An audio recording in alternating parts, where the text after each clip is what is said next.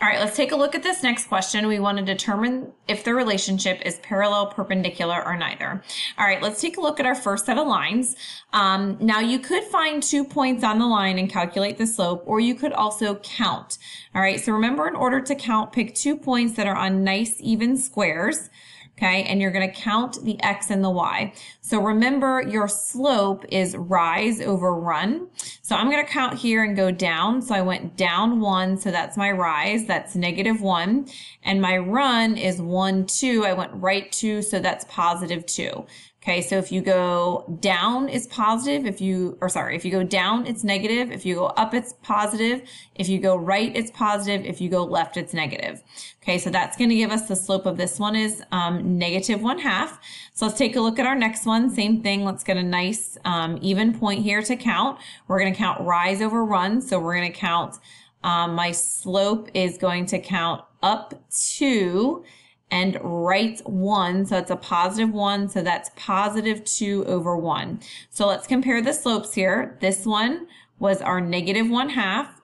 The bottom one was a +2. That makes this perpendicular. Negative, positive, flip your fraction, 2 over 1, 2 over 1. All right. Now let's look at graphing the equation x equals -3. That can be a tricky one. So what I want you to think of whenever you're graphing this is, I kind of think of it this way, like x equals -3.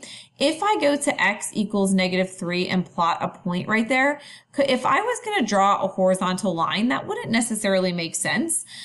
So it's actually a vertical line because I don't have any y values. So anytime you have an x value, that's always going to be a vertical line.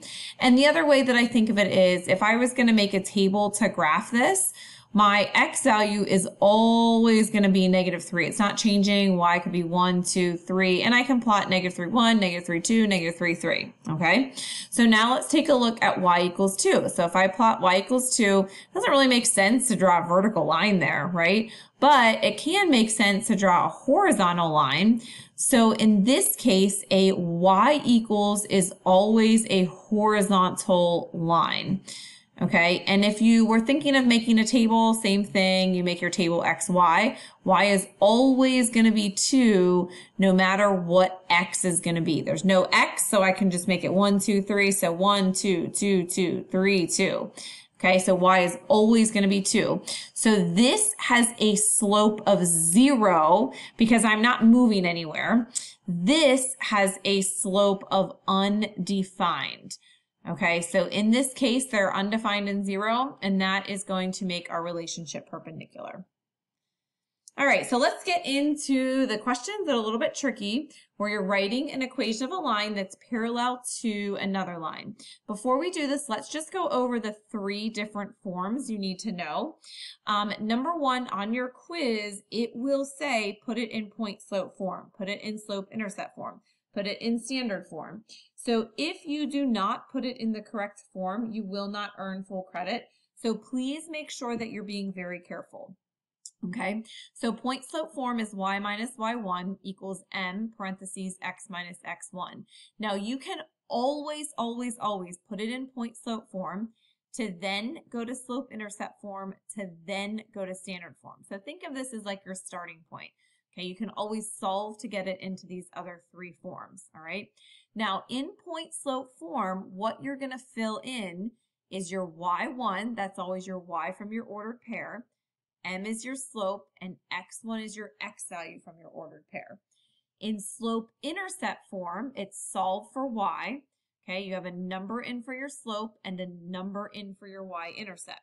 Standard form, what that does is notice how it says ax plus by equals c. So standard form, as I think of as like x and y are marching together on the same side, right? So we have x and y, they're on the same side, c. So you're going to have a number for a number for b, and a number for c. But it's nothing that you fill in. You get it from putting it in point slope form and then solving it to go into standard form. Okay, so you'll have a number for a number for b, a number for c. X is always leading the way. You will always have x will be positive. So this a value must be positive, not the x, sorry, the coefficient in front of x, a must be positive. And when you're done, you should have no fractions and no decimals. So we have a positive x leading the way with no fractions and no decimals. You will have to simplify it so you don't have a fraction or decimals. Okay, so now let's go ahead and read our question. Write the equation of the line that is parallel to this line, 3x minus 4y equals 24, and passes through the point -8, 5 in all three forms. Okay, now keep in mind, if it says slope, intercept, standard, whatever, I'll start in point slope, and then you're just going to move and groove based on what I have here to one of the other forms, okay?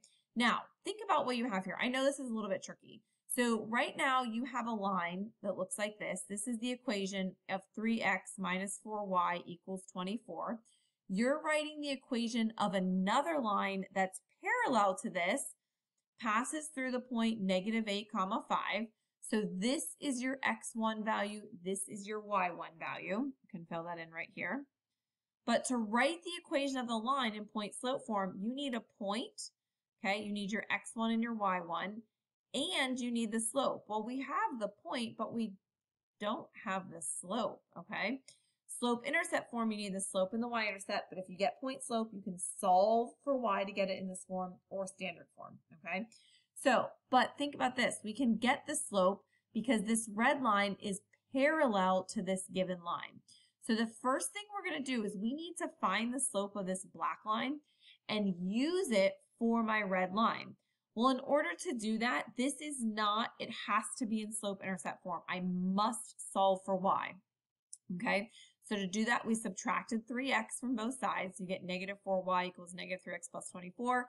Divide -4 in all three pieces, and you get y equals 3/4 x minus 6. Okay, the two negatives cancel each other out. Now, this is the slope you're going to use for the red line. So now I know my slope is 3/4. This equation is now done. I don't need anything from it anymore. I just needed that slope. Okay, that's all I needed. Okay, so I got the information I need. Who cares about the rest? So the next thing you're going to do is put it in point slope form and slope intercept form. So watch what happens when you put it in point slope form.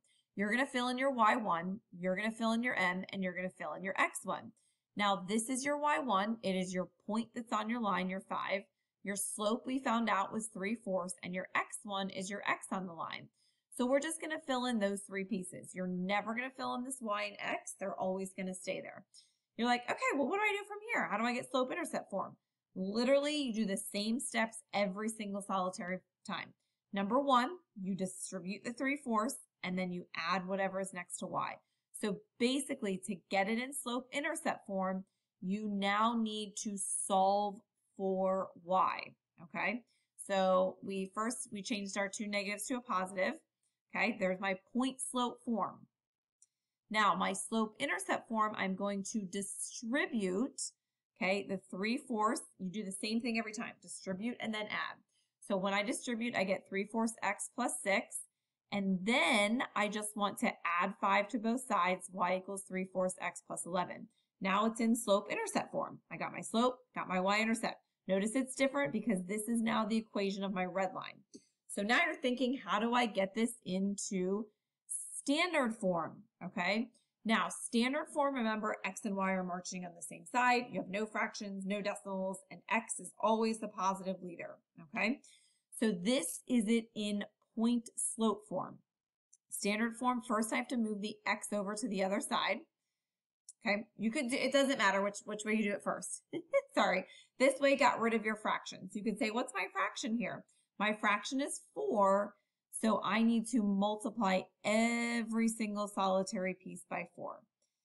Okay, so this cancels, and you're left with 4y equals 3x plus 44. Not too bad, right? So now let's move my x over to the other side. So x and y are marching on the same side. Subtract 3x, negative 3x plus 4y equals 44. Okay, so then you now need standard form, the coefficient of a must be positive. So to make that positive, I need to divide every single solitary piece by -1. So when I do that, now I have a positive 3x, negative 4y equals negative 44. Okay, there's your standard form. No fractions, no decimals. The leading term must be positive.